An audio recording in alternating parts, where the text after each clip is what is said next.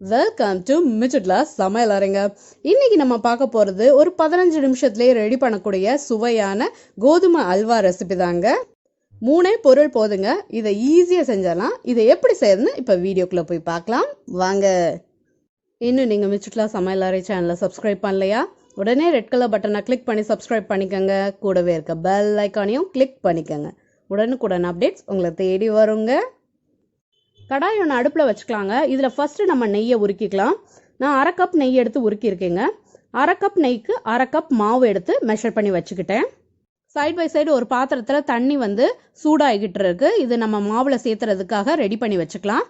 இன்னொரு சைடு ஒரு சின்ன கடாய் வச்சு இதில் ஜீனி சேர்த்திக்கலாங்க. நம்ம இன்னைக்கு எந்த ஆர்டிஃபிஷியல் கலரும் நம்ம அல்வாக்காக சேர்த்த போடுறது கிடையாது.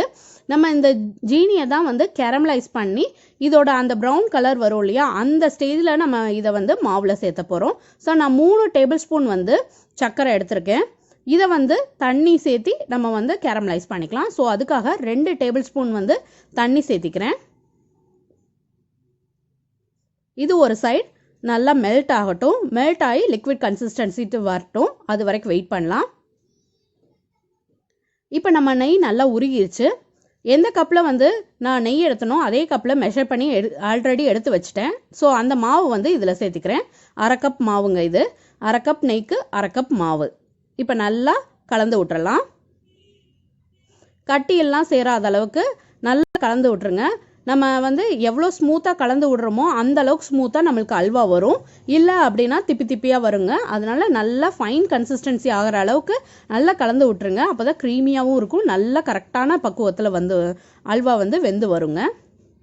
இந்த மாதிரி நல்லா 1 நிமிஷம் கலக்கணும்.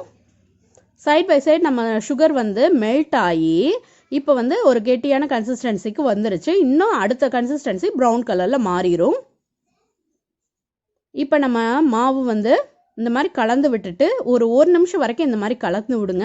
கலந்து விட்ட பிறகு நம்ம இதில் நம்ம ரெடியாக எடுத்து வச்சுருக்கோம் இல்லையா தண்ணி, சுடுதண்ணி, அது கொதிக்கிற அந்த ஸ்டேஜில் இருக்கணும்.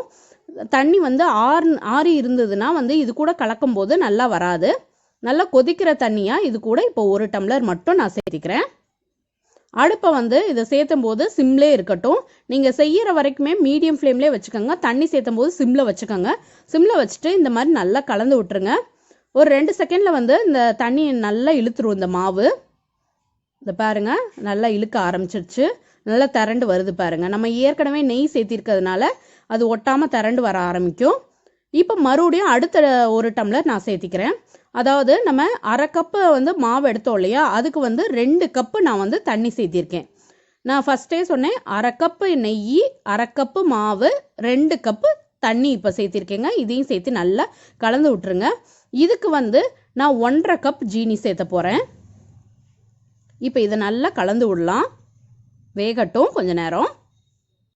இந்த மாதிரி நல்லா கலந்து விட்டுறணும். கலந்து விட்டால் தான் உங்களுக்கு கட்டி இல்லாமல் நல்லா திரண்டு வரும். பாருங்கள் நல்லா தண்ணி எல்லாத்தையுமே இழுத்துருச்சு.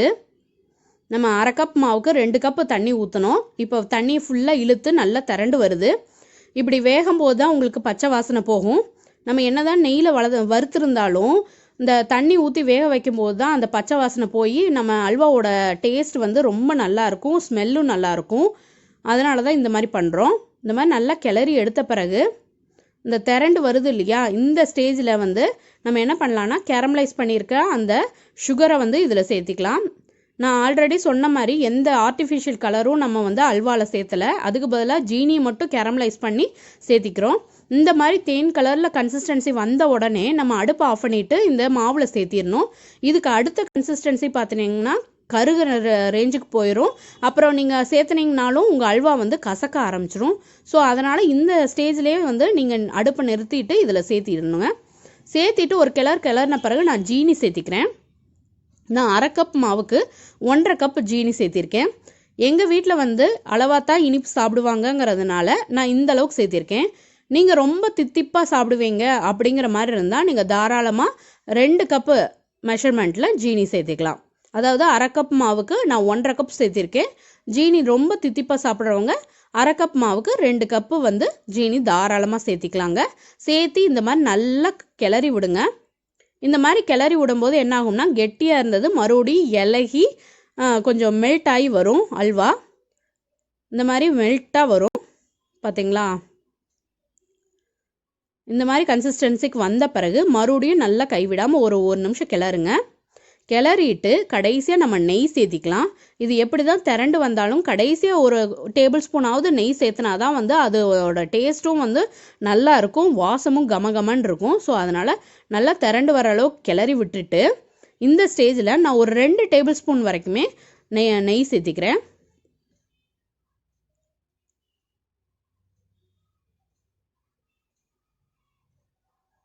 இதை நல்லா கலந்து விட்டுருங்க. நல்லா இந்த மாதிரி ஒரு தடவை நல்லா கலந்து விட்டுட்டு நான் ஆல்ரெடி முந்திரி பருப்பை இந்த மாதிரி சின்ன சின்ன பீஸாக கட் பண்ணி வச்சுருக்கேன், அதை இதில் சேர்த்திக்கிறேன். சேர்த்திட்டு இதை நல்லா கிளறி விட போகிறேன். இது ஆப்ஷனல் தான், இது என் குழந்தைகளுக்கு பிடிக்கும்னு சேர்த்திருக்கேன். இந்த அளவுக்கு ஒட்டாமல் திரண்டு வந்த பிறகு நம்ம அடுப்பு ஆஃப் பண்ணிடலாங்க. ஆஃப் பண்ணிவிட்டு நம்ம பிளேட்டுக்கு சர்வ் பண்ணிடலாம்.